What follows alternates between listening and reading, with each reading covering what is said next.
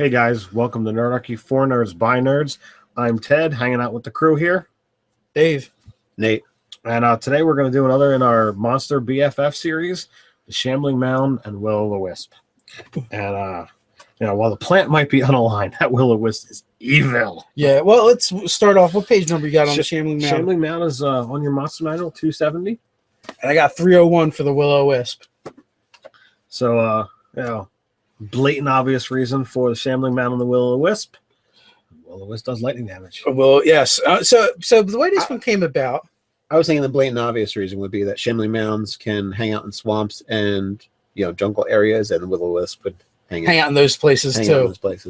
Yeah, well, for a thematic, version, yours works from a mechanical. Heading straight to the power game for the DM side. It's like they're gonna like this. Yeah. So with this one, Nerdarchus Ryan had actually asked about doing one of these with the Shambling Mound, and pairing it up with something that does lightning. From previous edition, this is a combination I've already thought of, and it was even worse in third edition because I think the Shambling Mound actually got stronger. When it took lightning damage, it got better. It could go past its hit points. Yeah, they grow in size as well. Yeah, if they took enough damage. So the reason why these two are ideal is the one thing is the Shambling Mound will try and eat anything that's organic. So plants, animals, it's all fair game. Will-O-Wisps are not organic. They're undead. They're actually undead. So there's nothing there for them to really eat. One of the funny things is when we're doing a little research to do this video is that, one of the things that the Will-O-Wisps do? They try to lead their prey to danger, which I already knew that part, but it specifically calls out monster lairs. Yes. Quicksand pits and monster lairs. So technically, a Shambling Mound that has attracted Will-O-Wisps, it may never actually move from where it's at. They just float along, and people come along, and Shambling eats it. Yeah, because they're very slow, so they don't chase anything anyway, and they tend to be ambush predators. But if the food always comes to them, they're like, oh, okay, I don't gotta go anywhere. I don't need to do anything. And I can't do anything about Will-O-Wisp without reading this sentence. It says, as their evil allies surround and slaughter creatures, the wisps hover over above them, drinking the agony of a last breath and savoring the sensation as the light of life goes out in the creature's eyes. Can you get any more evil than that? Yeah, they're really bad. And the thing is, I don't know, as a DM, because the way 5e is more lethal per combat, but overall not more lethal, I kind of like dropping my players. It's just a thing I do, because it's the only way to really threaten them in this edition. Right. Yeah. Because, the next day they're going to get all their hit points back unless you use one of the variant rules. So, in an encounter like this, as a bonus action, there's a good chance that they just die. Yeah. Make a save or die. The Wisp can make a con save DC 10 or die. Yeah, which, it's not super high, and most things are going to have. But if you have a wizard with no con bonus and not proficient, even with a con bonus, you can still roll, a 7 or lower on the die. Yeah, I'm just saying it's very easy for it to be a It's safe to say situation. It's safe to say a lot of characters. Not really. I think they're bumps are con, but I think it's safe to say there's a 25% chance you just die. Yes, and that's not counting your regular death saves. Oh yeah. That's just look, the Will-O-Wisp wants to eat my despair. And that's a bonus action, so they could always just attack you while you're down too, to give you an extra. Yeah, but why do that when you can just keep feeding lightning to your Shambling Mound buddy? This is true. Yeah. And one of the things I found interesting about the Shambling Mound, even though they're just basically dumb, overgrown, vicious vegetables, is the fact that they play dead.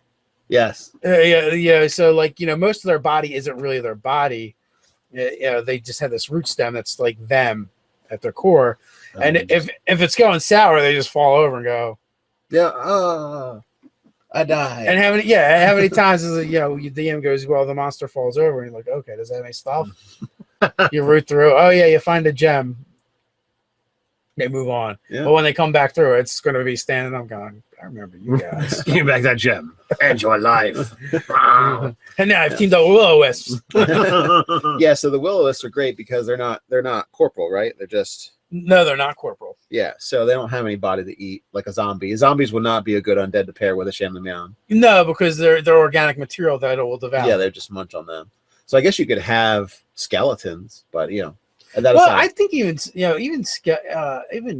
bone matter is still organic. Yeah, that's true. They would still eat that, compost it. It might They not would. taste very good because So- it's, you know, And animated with honestly, Will-O-Wisps are really good for the environment Mm. because otherwise the Shambling Mound just roams around eating everything. And it will, and you know, if you have a Will-O-Wisp or two, you know, they'll stay in one spot. They keep luring things there. It's really good and healthy for the swamp or the so rainforest. Will-O-Wisps and Shambling Mounds, you know, perfect together. Eco-friendly. It's a green. It's a green. part of the green movement. Yes, Yes. green evil movement. Yes, the green E. Yeah, and even animals are going to do better because Will-O-Wisps want to eat despair, and I don't know the animals really despair that much. Mm. Maybe I guess if you talk to PETA, they probably do. But fish don't have feelings. That's why it's okay to eat them. Yeah. So, but okay. So, all right, we got our combination. We discussed why they work well together, both mechanically and thematically.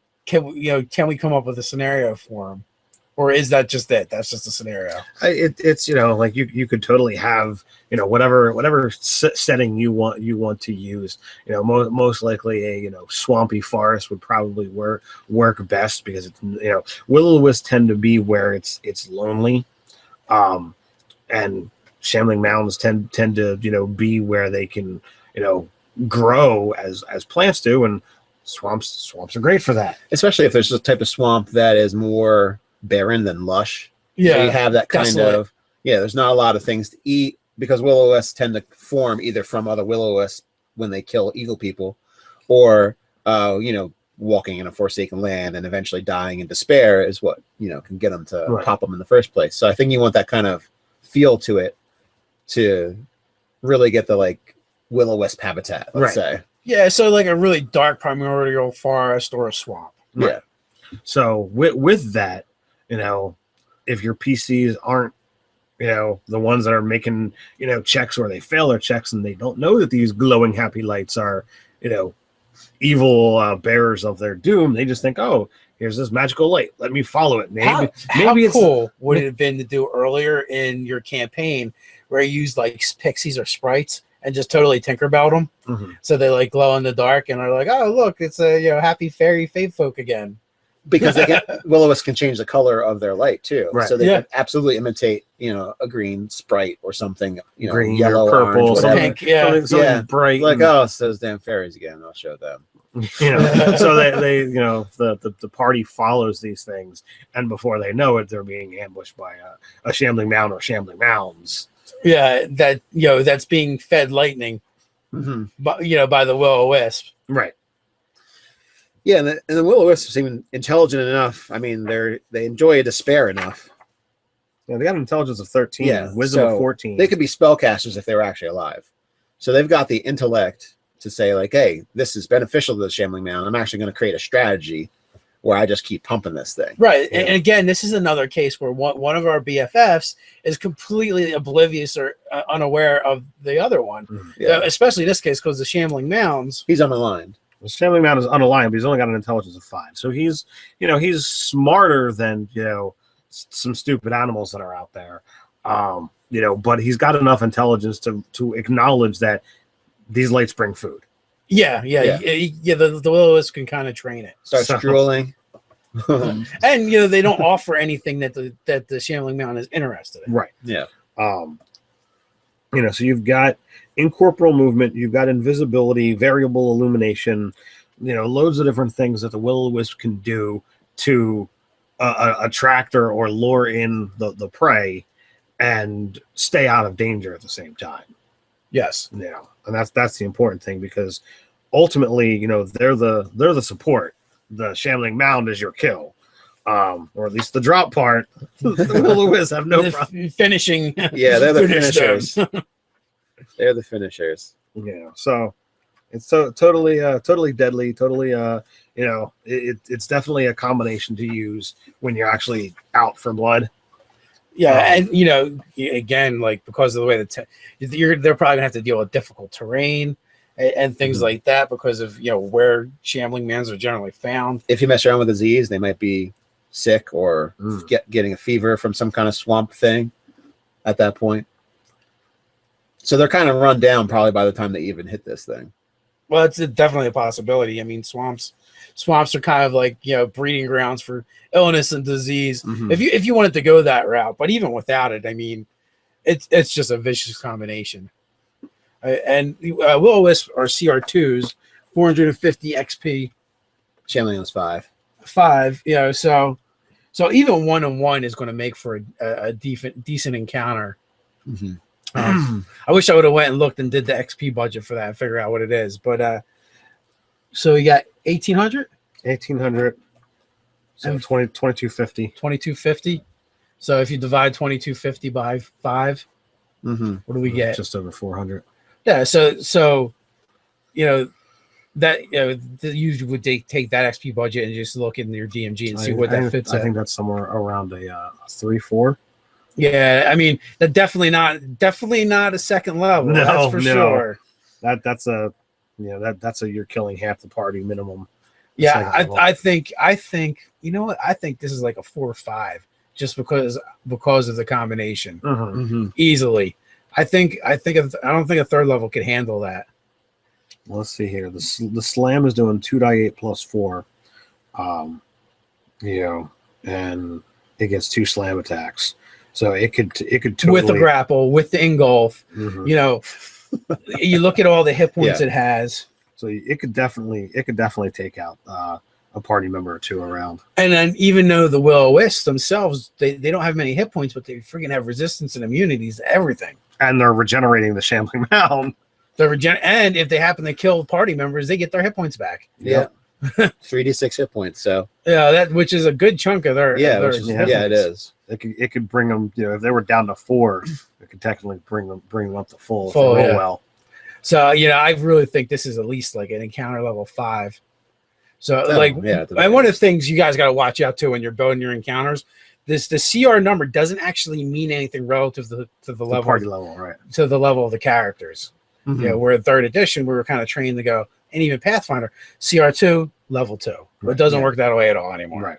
It's just a number that we look at as a correlation. The only thing I found it useful for as of now is for like wild shape and polymorphs. Yes. It means something there. Right. But, so with this encounter, we don't have any cool ideas to finesse with it per se. I mean, it's straightforward. It's a planned mechanic. It works thematically, it works mechanically, and it can be devastating if used. Used the way I'm just saying, there's not the fun things to do like we've done in some of our other videos. This is just a cool ambush. You're gonna spring on your party, and they're gonna have to fight for their lives, and they're probably going to remember the encounter because it's pretty tough. Yeah. It's the green grinder. They're going to call you a jerk. Yeah. It's the green grinder encounter. There's not much. Pretty much. There's no, I like that term. Green grinder. Yeah, the green grinder. Nice. So with that, we'll wrap this up. You guys can tell us what you think of this combination down in the comments below. While you're at it, like, subscribe, and even share. You can patronize us in a good way. Check out our Patreon account. You can also join the conversation over on Reddit. So until next time, stay nerdy.